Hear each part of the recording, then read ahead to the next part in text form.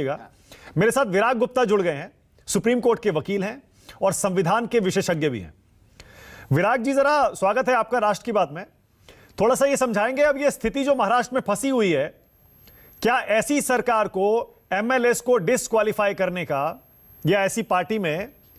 Disqualify करने का उद्धव ठाकरे को राइट है जब 2/3 से ज्यादा विधायक चले गए हैं? विराग जी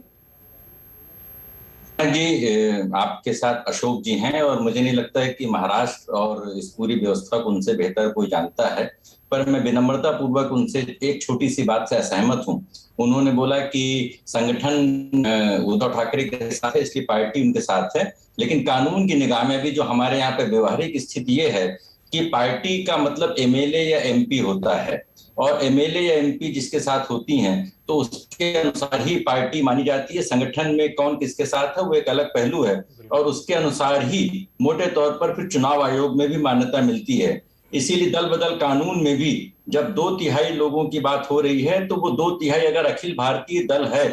तो अखिल भारतीय दल में उस राज्य में 2/3 लोगों का डिफेक्शन हुआ, उसके हिसाब से पार्टी का फैसला हो जाता है। इसलिए पार्टी का मतलब कानून की निगाह में एमएलए और एमपी है और व्यवहारिक निगाह में संगठन हो सकता है। दूसरी बात कि पूरे मामले में 5 संवैधानिक संस्थाएं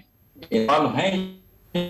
इसका रोल रहेगा। उसमें सबसे इंपॉर्टेंट गवर्नर है, दूसरे नंबर पर डिप्टी स्पीकर हैं, तीसरे नंबर पर राष्ट्रपति है या केंद्र सरकार है, चौथे नंबर पर सुप्रीम कोर्ट में भी मामला गया है और 5वें नंबर पर चुनाव आयोग है। लेकिन फिलहाल पूरा पेंच फंसा हुआ है डिप्टी स्पीकर की वजह से, क्योंकि व्यवहारिक तौर पर जो उद्धव ठाकरे हैं वो अल्पमत की सरकार है और इसे हम एक संवैधानिक संकट के तौर पर भी देख सकते हैं, क्योंकि उसकी मान्यता भले ही नहीं हो पर उन्होंने प्रतीकात्मक तौर पर जब मुख्यमंत्री का बंगला खाली कर दिया तो इसका मतलब यह है कि उनके पास बहुमत नहीं है और अल्पमत की सरकार होना मतलब संवैधानिक संकट है। और अगर देखा जाए तो टेक्निकली वहां पर राष्ट्रपति शासन की स्थिति बन गई है, क्योंकि वो फ्लोर में बहुमत तभी साबित कर पाएंगे जब वो बोलेंगे कि बहुमत है। दूसरी स्थिति ये है कि जो दूसरा धड़ा है उसे सरकार बनाने के लिए मान्यता चाहिए, वह मान्यता डिप्टी स्पीकर ही दे सकते हैं, जो फिलहाल नहीं दिख रहा है।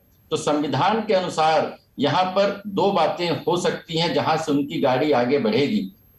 कि पहला, वो डिप्टी स्पीकर को हटाने के लिए एक रिजोल्यूशन दें जो 14 दिन पहले देना पड़ता है और वो एक अपने हिसाब से करें। दूसरा कि डिप्टी स्पीकर को हटाने की रिजोल्यूशन देने के साथ विधानसभा का नया सत्र हो और विधानसभा में नए स्पीकर की नियुक्ति हो जाए, क्योंकि स्पीकर का पद खाली है। तो संविधान ये कहता है कि अगर किसी के खिलाफ रिमूवल का प्रस्ताव है तो वो फिर किसी कार्रवाई में भाग नहीं ले सकता है। तो जो नया स्पीकर अगर इनके संगठन बहुमत से बने तो नया स्पीकर उनके गुट को मान्यता दे और उसके हिसाब से वो बहुमत विधानसभा में उद्धव ठाकरे अपना खोए और नई सरकार के गठन का मार्ग कानूनी तौर पर प्रशस्त हो। यह एक संविधान के हिसाब से, कानून के हिसाब से आगे रोड मैप समझ में आता है। ओके, ऑल राइट, बहुत बढ़िया, थैंक यू विराग जी, बहुत